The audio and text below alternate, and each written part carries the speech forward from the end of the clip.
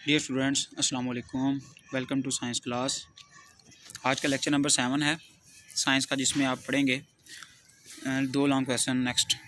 लेकिन उससे पहले हम जो टी क्रॉस थे क्वेश्चन नंबर 2 वाला, उसके आज हम रिवीजन कर लेते हैं, ठीक है, ताकि आपकी जो आपने पढ़ा था लास्ट टाइम तो आपको रिवाइज़ हो जाए। और उसके बाद दो लॉन्ग क्वेश्चन हैं जो मैं आज करवाऊँगा आपको, उसको आपने होमवर्क भी कर लेना है और उसको अच्छे से लर्न भी कर लेना है। और याद से डेली का काम आपने डेली करते जाना है और ऊपर आपने डेट मेंशन करनी है।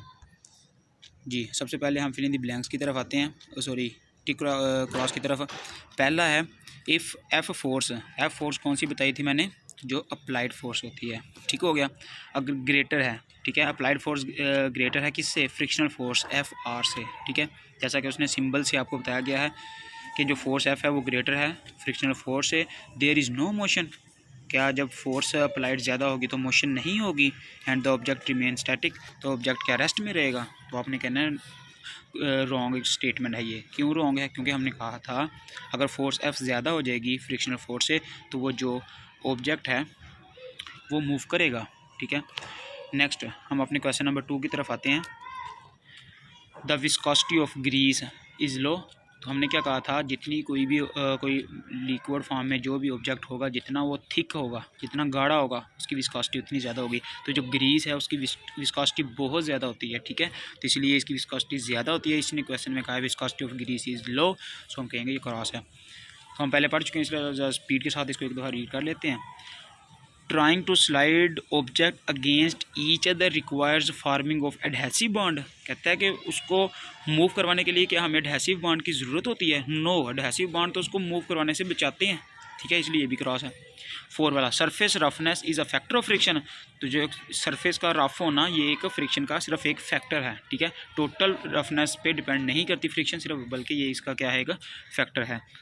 When 5 वाला, when one or more of the materials are relatively soft, much of the resistance to movement is caused by deformation। कहता है जब एक ऑब्जेक्ट दूसरे ऑब्जेक्ट पे ड्रैग करवाने की कोशिश करते हैं हम, या उसको स्लाइड करवाते हैं, अगर एक ऑब्जेक्ट सॉफ्ट है तो फोर्स लगाने से उसकी शेप थोड़ी सी चेंज हो जाएगी, जिसको उसने डिफॉर्मेशन का नाम दिया है। तो ये ट्रू स्टेटमेंट है। 6 वाला, we can walk without the friction between our shoes and the ground. कहता है कि हम फ्रिक्शन के बगैर चल सकते हैं, ये क्रॉस है। 7 वाला, if the viscosity of the fluid is greater, अगर उसकी विस्कोसिटी ज़्यादा है, then there may be no movement due to static friction. जी बिल्कुल, जितनी उसकी विस्कोसिटी ज़्यादा होगी उतना ही वो उसके मूव करवाने के लिए उसको ज़्यादा फोर्स की ज़रूरत होती है। 8 वाला, in rolling friction the two bodies touch each other at one and only one point. जी बिल्कुल ठीक, सिर्फ एक ही पॉइंट पे वो टच करते हैं। A nail stay in a wall due to friction, कि जो नेल है, जो एक कील है, वो दीवार पे हम लगाते हैं सिर्फ किसकी वजह से, वो उधर रहता है फ्रिक्शन की वजह से। तो ये भी क्या था आपका ट्रू। तो ये वो था जो हमने पहले पढ़ लिया हुआ था, तो इसकी आपकी रिवीजन हो गई। नेक्स्ट हम अपने आते हैं लॉन्ग क्वेश्चन की तरफ। जो आपके लॉन्ग क्वेश्चन हैं वो आपने आज 2 लॉन्ग क्वेश्चन करने हैं, जिसको हम बुक पे तो 5-6 है, लेकिन आपका first and second long question है ये। What is meant by friction, और इसकी टाइप्स बतानी थी जो हमने पढ़ी हुई हैं, स्लाइडिंग, रोलिंग और फ्लूइड फ्रिक्शन, ठीक है। क्वेश्चन नंबर 2 है इसका, what is difference between static friction और काइनेटिक फ्रिक्शन। हम फर्स्ट डे भी हमने इसी पे बात की थी, स्टैटिक फ्रिक्शन और काइनेटिक फ्रिक्शन क्या है, कि अगर फोर्स लगाएं बॉडी मूव ना करे तो वो फ्रिक्शन कौन सी है, स्टैटिक। अगर बॉडी पे फोर्स लगाएं और वो मूव करे तो मूवमेंट की हालत में जो उसकी फ्रिक्शन होती है वो काइनेटिक होती है, ठीक है। तो इसको हम एक दफ़ा डिटेल से पढ़ लेते हैं जी। नेक्स्ट हमारे पास पहला क्वेश्चन है, what is meant by friction, ठीक है। ये क्वेश्चन थोड़ा लेंथी है, इसलिए थोड़ा इसको अपने ध्यान से अच्छे से याद करना है और इसको कॉपी पे as it is note down कर लेना है। क्वेश्चन है, what is meant by friction, discuss different types of friction. तो फ्रिक्शन आप डेफिनेशन इसकी आप ऑब्जेक्टिव में भी पढ़ चुके हैं और उसके बाद आप रीडिंग में भी कई दफ़ा 2-3 दफ़ा आई है, तो इसलिए आपको इतना इशू इसमें नहीं होना चाहिए।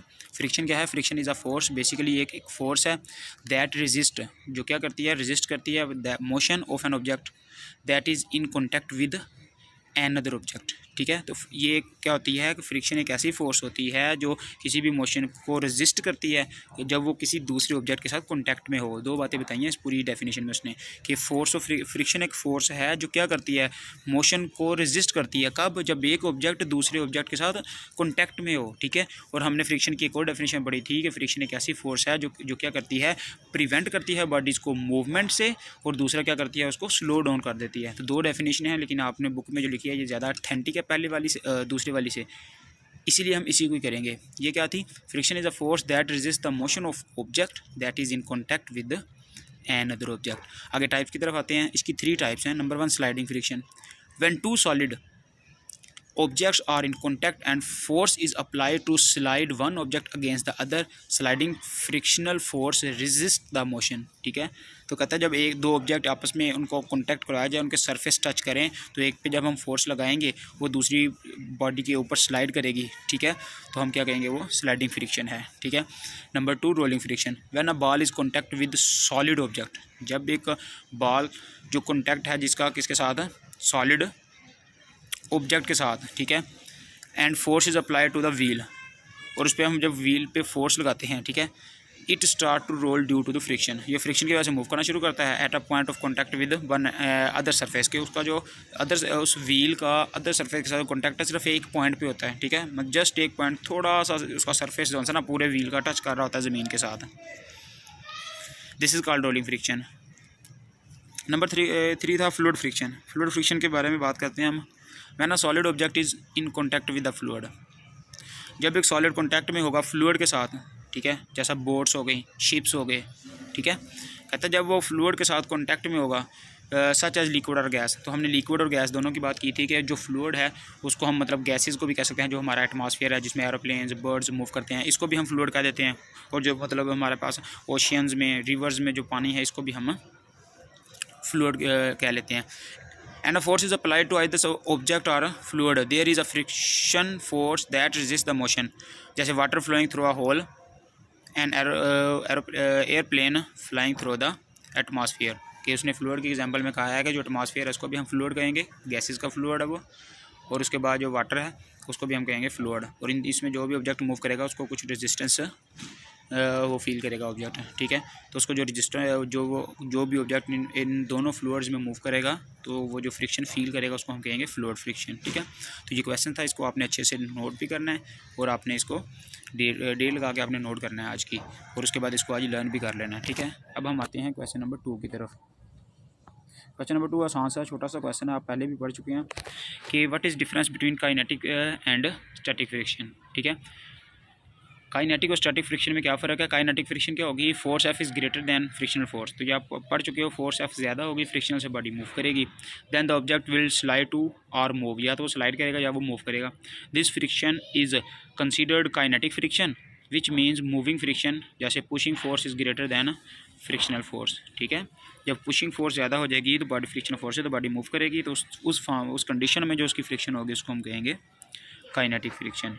नेक्स्ट हमारे पास था स्टैटिक फ्रिक्शन। तो स्टैटिक फ्रिक्शन में क्या कहता है? If force F is less than frictional force, अगर फोर्स अप्लाइड फोर्स अगर कम है, फॉर एग्जांपल कम होने का क्या मतलब है कि ऑब्जेक्ट ज़्यादा है, भारी है, और हम उस हैवी ऑब्जेक्ट पे कम फोर्स लगा रहे हैं। किससे कम फोर्स लगा रहे हैं? उसकी फ्रिक्शनल फोर्स से। ठीक है, तो ये देखो ब्रैकेट में उसने लिखा हुआ है F less than F R. ये जो लेस दैन का सिंबल है, कैसे पता चलता है कौन सी वैल्यू ग्रेटर है कौन सी ग्रेटर? इसका एक फेस ओपन है और एक क्लोज फेस है। जो क्लोज फेस है वो एफ की तरफ है, और जो ओपन फेस है ना, इसका ये जो सिंबल लगा हुआ है ओपन फेस एफ आर की तरफ है, जो ब्रैकेट के अंदर लिखा हुआ है। तो इसका मतलब है जिसकी तरफ एक मतलब जहाँ से फेस उसका क्लोज है वो हम कहेंगे स्मॉल है, जिसकी तरफ ओपन फेस है ना उस सिंबल का, वो हम कहेंगे वो लार्ज है। तो इस स्टेटमेंट आपको अगर समझ आ रही होगी कि जो फोर्स अप्लाइड है वो कम है, उसकी फ्रिक्शनल फोर्स ज़्यादा है, देयर इज़ नो मोशन, उसमें कोई भी मोशन नहीं होगी, एंड ऑब्जेक्ट रिमेन स्टैटिक, और ऑब्जेक्ट रेस्ट फॉर्म में ही रहेगा with respect to each other. Each other का मतलब है जिस ऑब्जेक्ट के जिस सरफेस के ऊपर ये पड़ा हुआ है। ठीक है, the friction is considered static friction which means it is not moving. Static का मतलब यही है कि ऑब्जेक्ट मूव नहीं कर रहा। बच्चों आज हमने इसके 2 लॉन्ग क्वेश्चन किए और इसके टिक एंड क्रॉस जोन से ना वो हमने इसकी रिवीजन की। इंशाल्लाह कल के लेक्चर में हम इस चैप्टर को कंप्लीट कर लेंगे, और अगर किसी स्टूडेंट को कोई प्रॉब्लम हो तो वो पूछ सकता है कि किसी भी क्वेश्चन में। मैं वैसे इसके शॉर्ट क्वेश्चन के नोट्स भी सेंड कर दिए थे, मतलब अलहदा से पिक लेके। ठीक है, और उसके बाद अभी मैं लॉन्ग क्वेश्चंस की भी पिक सेंड कर देता हूँ। कल लास्ट लेक्चर है, कल तक अगर किसी बच्चे को इस पूरे चैप्टर में कोई क्वेश्चन की, किसी भी फिल इन द ब्लैंक्स की या रीडिंग की समझ नहीं आई होगी तो वो मुझे क्वेश्चन कर सकता है, मैं उसको प्रॉपर फिर बाद में आंसर कर दूंगा। और आपको जब जो आपने होमवर्क करना है शॉर्ट और लॉन्ग का ही करना है ना आपने होमवर्क। ठीक है, तो शॉर्ट आपको कल करवा दिए थे, उसकी मैंने ग्रुप में पिक भी शेयर कर दिया है। और आज जो मैंने अभी पढ़ाया है, अगर इधर से पिक आपको क्लियर नहीं नज़र आ रही दोनों क्वेश्चंस की, तो मैं आपको उसमें ग्रुप में इसकी लॉन्ग क्वेश्चंस की पिक शेयर कर देता हूँ, वहाँ से आपने इसका होमवर्क कर देना है, ठीक है। इंशाल्लाह कल ये चैप्टर हमारा कंप्लीट हो जाएगा। इसके 2 लॉन्ग क्वेश्चन रह गए हैं, कल हम वो पढ़ेंगे।